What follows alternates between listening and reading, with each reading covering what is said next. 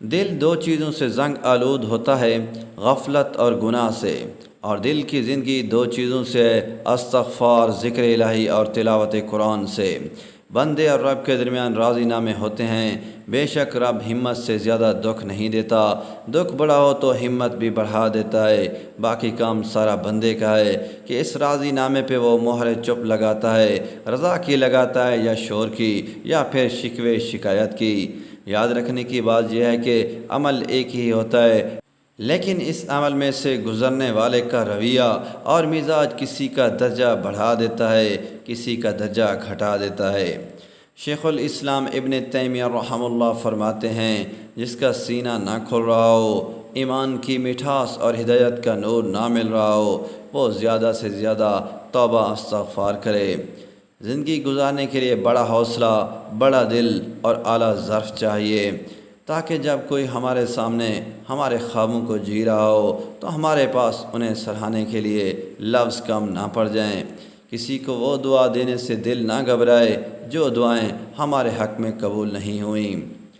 مصیبتیں اور پریشانیاں انسان کو پریشان کرنے کے لیے نہیں، بلکہ انسان کو بیدار کرنے کے لیے آتی ہیں، تاکہ انسان کا رابطہ اپنے رب کریم سے برقرار رہے۔ ہمیشہ اس شخص کو چنا کریں جو آپ کو عزت دے، کیونکہ عزت محبت سے کہیں زیادہ خاص ہوتی ہے۔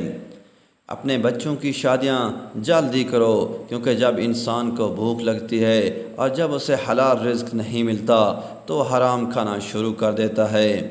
نکاح اللہ کی طرف سے بھیجا ہوا ایک پاک رشتہ ہے۔ شادی ایک ضرورت ہے۔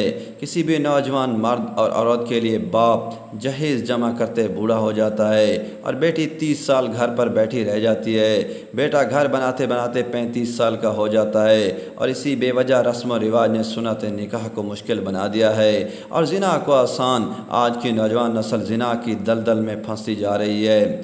خدا را والدین اس بات کو سمجھیں اور اپنے بچوں کا نکاح جلد از جلد اور سادگی سے کریں۔ شاعروں کے قصے اپنی جگہ، مگر حقیقت یہ ہے کہ دنیا کا سب سے بڑا عشق روٹی اور سب سے بڑی عیاشی تندرستی ہے۔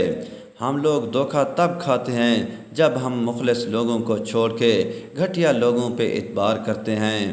اے اللہ پاک، اے اللہ ہم سب کو اپنی رحمتوں کے دروازوں سے ڈھیروں خوشیاں، کشادہ رزق، عمر دراز، اچھی صحت، کامل ایمان اور بندگی عطا فرما، اپنے سوا کسی کا محتاج نہ فرما۔